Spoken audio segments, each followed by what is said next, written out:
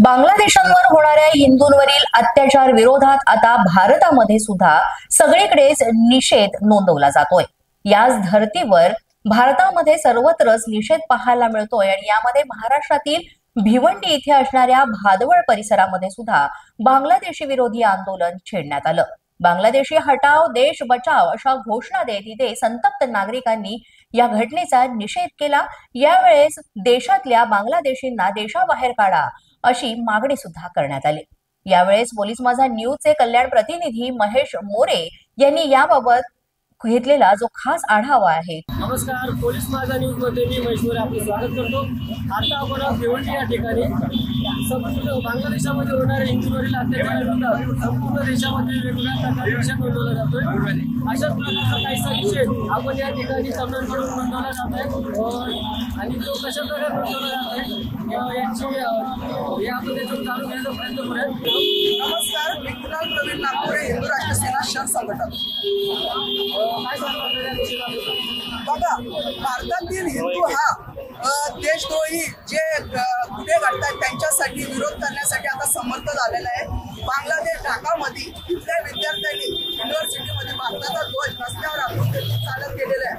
हा अपमान आम्ही सहन करू शकलो नाही, म्हणून तशात तसे आम्ही उत्तर देत आहोत।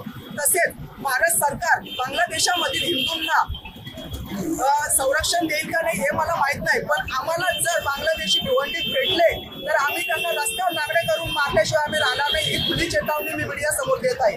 त्याचबरोबर नव्याने निर्माण झालेल्या देवेंद्र फडणवीस आणि एकनाथ शिंदे यांच्या सरकारला मी कळकळीची विनंती करून सांगतोय की त्यांनी महाराष्ट्रामध्ये लवकरात लवकर सीए आणि एनआरसी सारखा कायदा लागू करावा।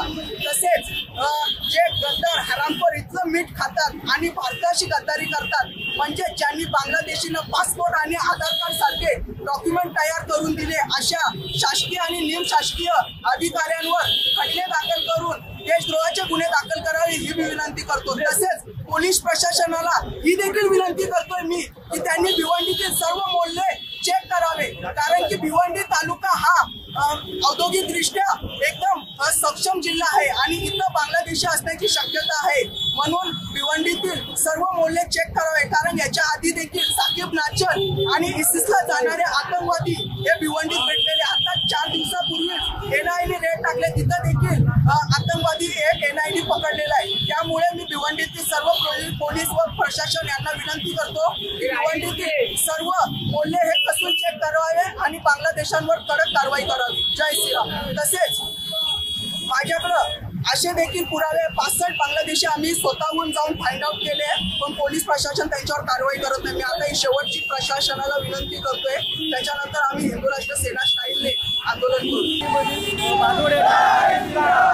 बांगलादेशामध्ये होणाऱ्या हिंदू अत्याचाराविरोधात संपूर्ण देशामध्ये असंतोषाचं वातावरण निर्माण झालेलं आहे आणि संपूर्ण देशामध्ये याचा निषेध नोंदवला जातो आणि अशा प्रकारचा काही निषेध आपल्याला भिवंडी या ठिकाणी पाहायला मिळतोय। बांगलादेशी भगाओ, देश बचाओ, बांगलादेशी भगाओ, देश बचाओ। जय श्रीराम, जय श्रीराम, जय श्रीराम। अशाच नवनवीन अपडेट्ससाठी आणि ताज्या बातम्यांसाठी पोलीस माझा न्यूज YouTube चॅनल सबस्क्राईब करा। तसंच आमचं फेसबुक, इंस्टाग्राम आणि ट्विटर अकाउंट फॉलो करा। अधिक माहितीसाठी आमच्या www.polismazanews.com या वेबसाईटला भेट द्या।